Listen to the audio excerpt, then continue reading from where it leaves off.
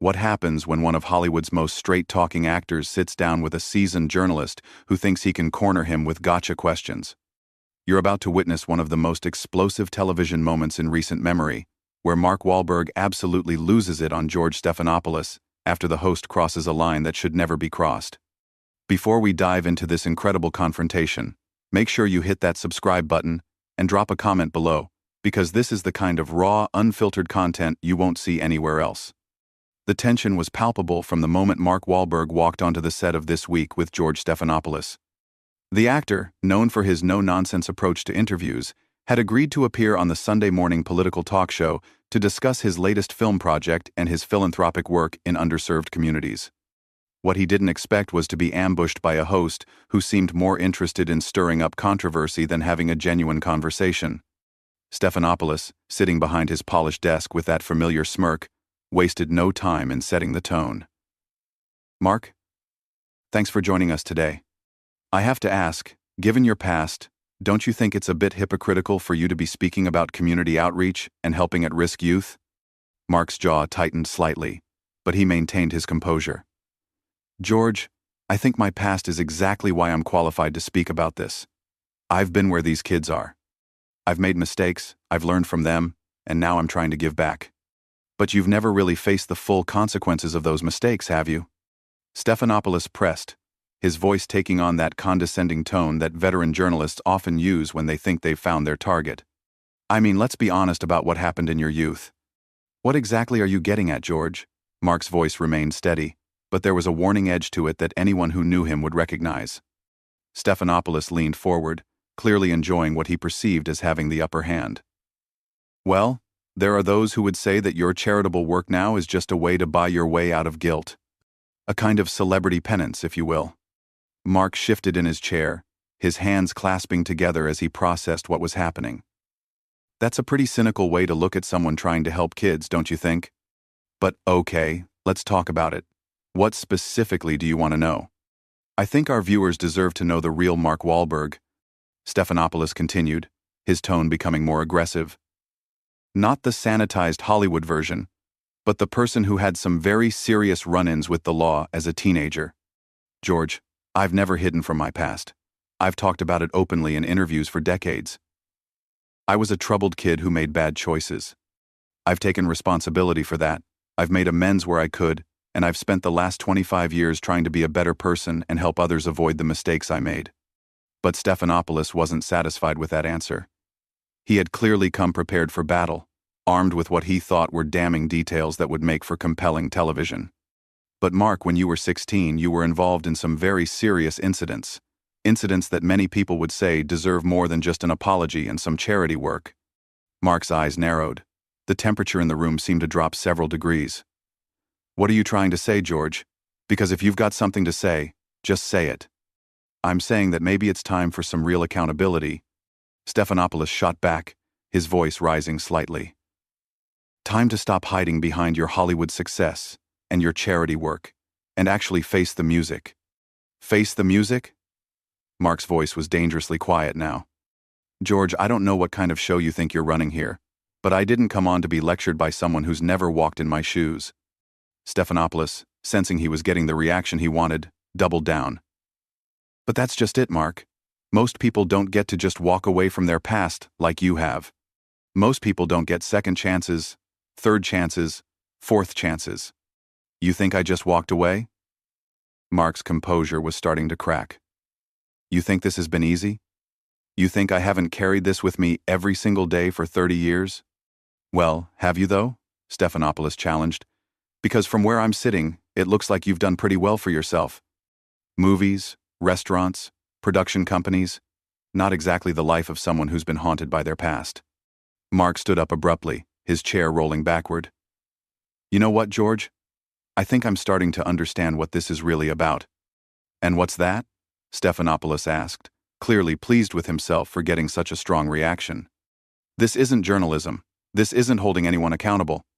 This is you trying to tear someone down for ratings." Mark's Boston accent was getting thicker, a sure sign that his anger was building. "You brought me on here under false pretenses. I brought you on here to ask the tough questions that other interviewers won't ask. Stephanopoulos replied coolly. Tough questions? Mark laughed bitterly. George, you haven't asked me a single question about the work I'm actually doing. You haven't asked about the kids I'm trying to help or the programs we've started. All you want to do is relitigate something that happened when I was a teenager. Because it matters, Mark. Your past matters. Of course it matters, Mark exploded. But what matters more is what I've done with my life since then. What matters is the kids I'm helping now. What matters is the fact that I'm trying to prevent other kids from making the same mistakes I did. Stephanopoulos sensed he was losing control of the interview and decided to go for the kill. But Mark, don't you think those victims, the people you hurt, deserve more than just your charity work? Don't they deserve real justice? The studio fell completely silent. Even the camera operators seemed to hold their breath. Mark stared at Stephanopoulos for what felt like an eternity, his face cycling through a range of emotions: anger, hurt, disbelief. Finally, Mark spoke, his voice low and controlled, but with an unmistakable edge of fury. Real justice? George, let me tell you something about real justice. Real justice is when someone makes a mistake, owns up to it, serves their time, and then spends the rest of their life trying to make amends. Real justice isn't having some television host drag you through the mud 30 years later for ratings. Stephanopoulos wasn't backing down. If anything, Mark's reaction seemed to embolden him. But did you really serve your time, Mark? Because from what I understand, you got off pretty easy compared to what could have happened. Got off easy? Mark's voice cracked with disbelief. George, do you have any idea what you're talking about? Do you have any clue what my life was like back then? What led to those incidents? Crude. Lie. Marx, enlighten me, Stephanopoulos said with that same condescending tone, as if he were doing Mark a favor by letting him explain himself. Mark began pacing behind his chair, his hands gesturing as he spoke. I was 16 years old, George. 16. I was addicted to cocaine. I was living in a neighborhood where violence was a daily reality. I was angry, I was scared, and I was completely lost. That doesn't excuse what I did, but it explains it. A lot of people grow up in tough neighborhoods, Mark. They don't all assault innocent people. You're right, they don't, Mark acknowledged. And I've never said they do. I've never tried to excuse my actions or blame anyone else for them. But what I'm saying is that I was a different person then. I was a kid who was drowning, and I made terrible choices. Stephanopoulos leaned back in his chair, clearly enjoying having Mark on the defensive. But those terrible choices had real consequences for real people. People who didn't ask to be part of your personal struggles. Mark stopped pacing and turned to face Stephanopoulos directly. Do you think I don't know that? Do you think I haven't thought about that every single day for the last 3 decades? Do you think I don't wish I could go back and change what happened? Wishing doesn't undo the damage, Mark. No, it doesn't, Mark agreed, his voice rising. But you know what does help? Working with kids who are in the same situation I was in, showing them that there's another way. Giving them opportunities that I didn't have. That's not buying my way out of guilt, George. That's taking responsibility. But Stephanopoulos wasn't finished. He had clearly done his research and had more ammunition to fire. Mark, I have to ask you about something specific. There was an incident when you were 16 where you allegedly threw rocks at a group of black children while shouting racial slurs. How do you reconcile that with your current image as someone who champions diversity and inclusion? The question hit Mark like a physical blow.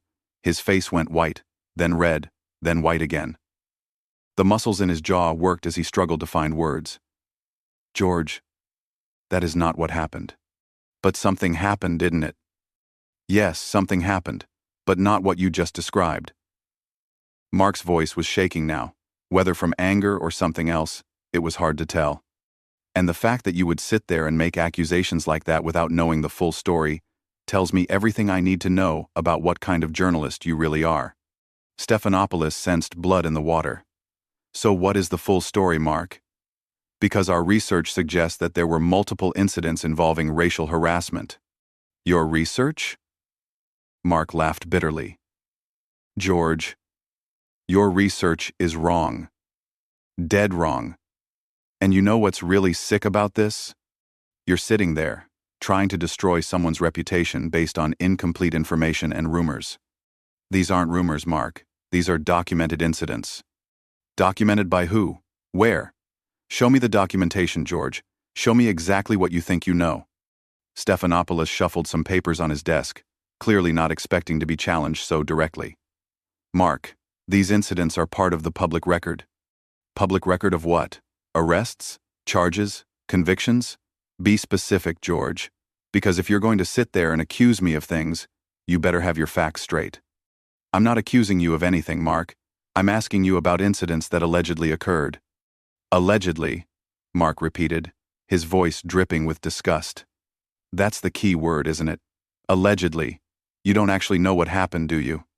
You're just throwing accusations around and hoping something sticks. Stephanopoulos was starting to look uncomfortable, but he pressed on. Mark, the point is that these allegations exist, and they paint a picture of someone who had some very troubling attitudes about race. Troubling attitudes about race? Mark's voice was getting louder now. George, let me tell you something about my attitudes about race. I grew up in Dorchester.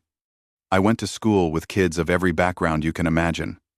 My best friends were Black, Hispanic, Irish, Italian. The idea that I was running around throwing rocks at Black kids because of their race is not just wrong, it's insane. But Mark, if these incidents didn't happen the way they've been reported, why haven't you set the record straight before now? Because, George, I learned a long time ago that sometimes when you try to defend yourself against lies, people assume there must be some truth to them. Because I thought that my actions over the past 30 years spoke louder than rumors and gossip. Because I believed that people could see who I really am by looking at what I've actually done with my life. Stephanopoulos wasn't giving up. But don't you think the public has a right to know the truth about these incidents? The public? Mark laughed harshly. Or the ratings, George? Let's be honest about what this is really about. This is about accountability, Mark. No. This is about you trying to create a scandal where none exists. This is about you trying to tear down someone who's actually trying to do good in the world. The tension in the studio was reaching a breaking point. Mark's publicist, who had been standing just off camera, was making frantic gestures, trying to signal that the interview should end. But Mark wasn't done.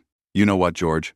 Mark said, his voice suddenly calm in a way that was more unsettling than his anger had been. I think we need to talk about what's really happening here.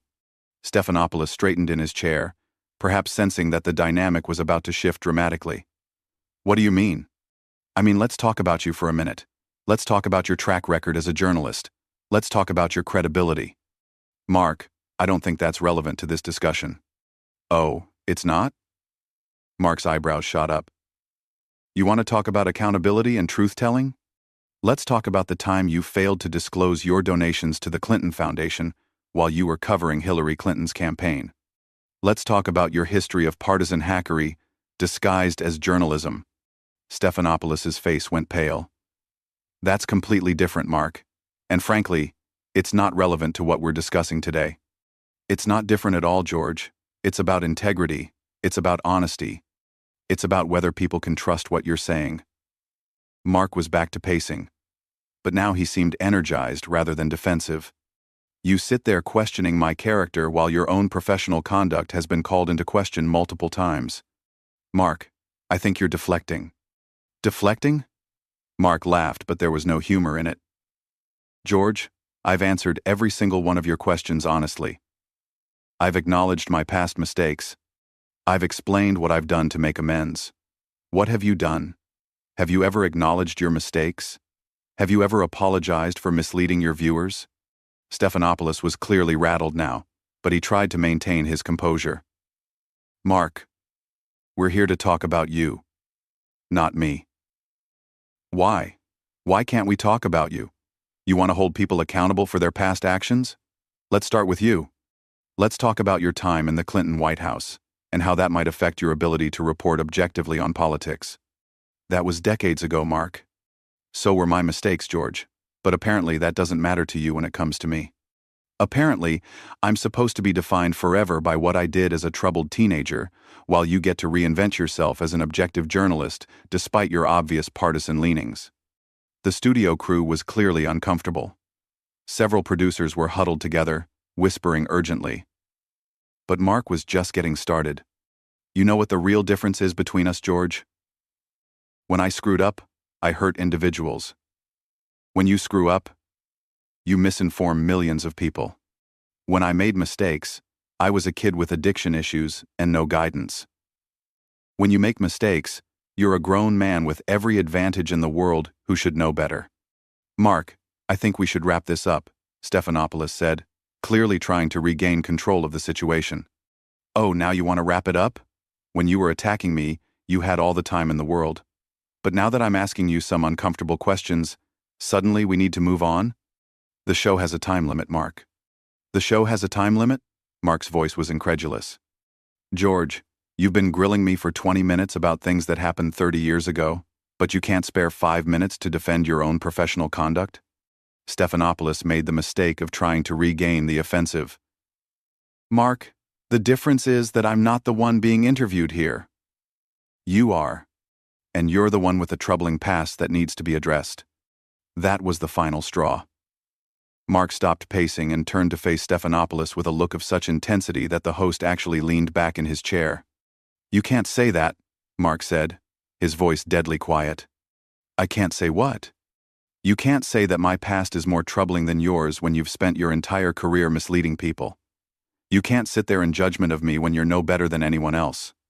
And you certainly can't pretend that this ambush interview has anything to do with journalism or accountability. Mark, I think you're overreacting. Overreacting? Mark's voice exploded across the studio. Overreacting? George, you invited me on your show under false pretenses. You've spent the entire time trying to character assassinate me based on incomplete information and outright lies. You've ignored everything positive I've done with my life and focused solely on trying to destroy my reputation. And when I point out your own professional failings, suddenly I'm overreacting? Stephanopoulos was clearly in over his head now.